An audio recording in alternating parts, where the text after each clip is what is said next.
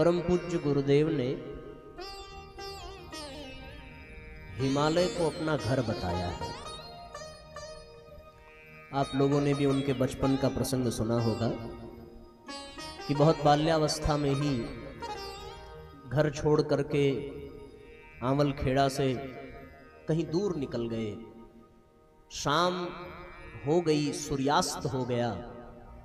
घर वाले खोज खोज करके बिल्कुल बेहाल से हो गए। शाम को गुरुदेव के मामा अपनी बहन के यहाँ आए, यानी गुरुजी के घर आंवल खेड़ा। सो घर में तो मातम छाया हुआ था कि बच्चा खो गया। और अपनी बहन से उन्होंने पूछा, यानी गुरुदेव की माता जी से, ताई जी से, क्या हुआ, किस बात की चिंता है। तो ताई जी ने कहा कि श्री राम सुबह से उनका कुछ पता नहीं चल पा रहा है। तो उन्होंने पूछा कि कितना बड़ा बालक है। ताई जी ने बताया, वेशभूषा कैसी है वो भी बताया। तो उनके मामा जी ने कहा कि ऐसे एक बालक को मैंने रास्ते में आते समय देखा था और मैंने उससे बातचीत भी की थी। मैंने पूछा था कि भाई इस सुनसान रास्ते पर तुम अकेले संध्या काल में कहां विचरण कर रहे हो। सो उस बालक ने उत्तर दिया था कि मैं हिमालय जा रहा हूं। उन्होंने पूछा भी था कि हिमालय क्यों। श्री राम का जवाब था, उत्तर था कि हिमालय हमारा घर है। जिस दिशा में बालक से भेंट हुई थी उस दिशा में परिवार के सब लोग भागे भागे गए और कुछ दूरी पर लोगों ने उस बच्चे को पाया।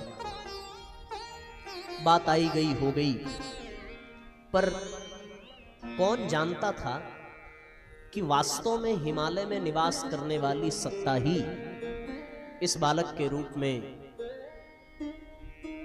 आंवल खेड़ा की धरती पर जन्म लेकर के आई है। और फिर बड़े होने के पश्चात तो उन्होंने हिमालय को अपना पिता भी कहा है। स्थान की दृष्टि से हिमालय उनका घर है, संबंध की दृष्टि से हिमालय उनका पिता है। उन्हीं की गोद में रह करके, उन्हीं की छत्र छांव में रह करके उन्होंने अनेकानेक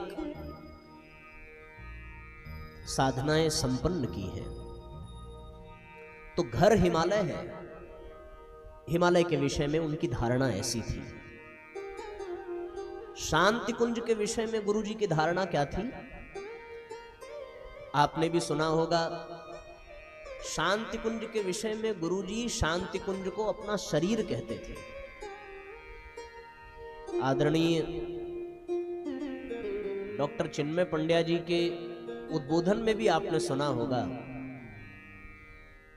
कि जब कोई व्यक्ति शिकायत करने गुरुजी से गया कि शांति कुंज में ऐसा हो रहा है, वो ऐसा कर रहे हैं, तो गुरुदेव ने एक ही बात कही कि बेटा, शांति कुंज हमारा शरीर है, इस पर मक्खी भी बैठ जाए तो मुझे पता चल जाता है।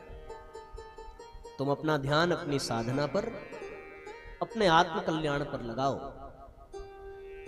कितना सुंदर संयोग है। घर हिमालय, शरीर शांति कुंज। और इसमें एक क्रम और जोड़ देना चाहिए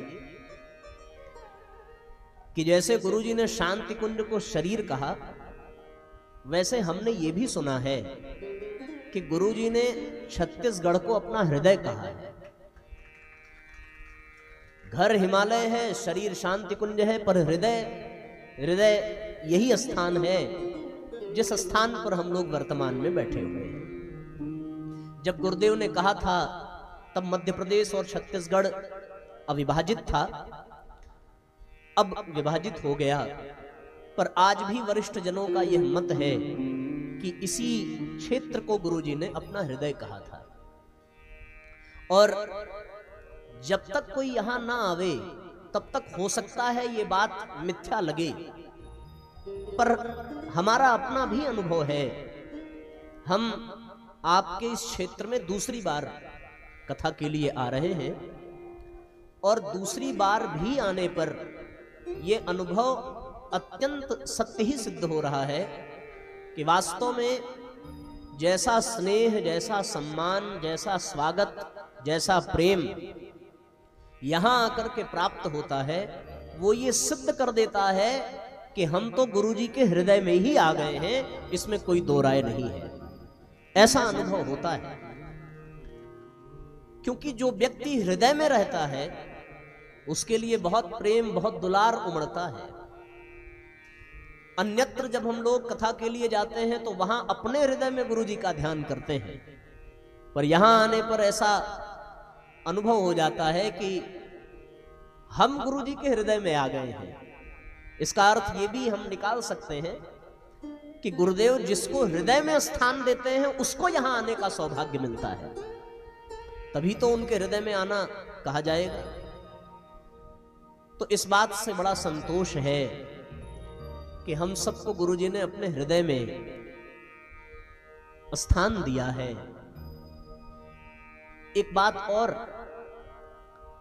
कि पूरा शरीर अगर संचालित होता है तो वो हृदय के द्वारा ही होता है। हृदय से निकलने वाली रक्तवाहिनी नलिकाओं के द्वारा सारे शरीर में रक्त का संचार होता है। शरीर का कोई अंग खराब हो जाए, टूट जाए, कट जाए तो शरीर के ऊपर उतना प्रभाव नहीं पड़ता, लेकिन अगर शरीर में हृदय में कोई विकृति आ जाए अथवा हृदयाघात हो जाए तो फिर व्यक्ति को मृत घोषित कर दिया जाता है। हमारे भी पांव कटे हैं तो उससे शरीर पर उतना प्रभाव नहीं है, लेकिन अगर हृदय बैठ जाए तो फिर शरीर का जीवन संभव नहीं है। इसलिए शरीर के सब अंग उपांगों में हृदय का उत्तरदायित्व भी बहुत बड़ा होता है, और इस उत्तरदायित्व के नाते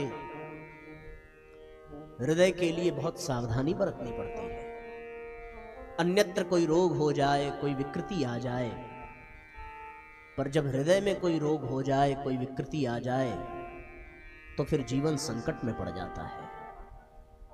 इसलिए हृदय की धड़कनों को पूर्ण रूपेण स्वस्थ रखना बहुत आवश्यक है।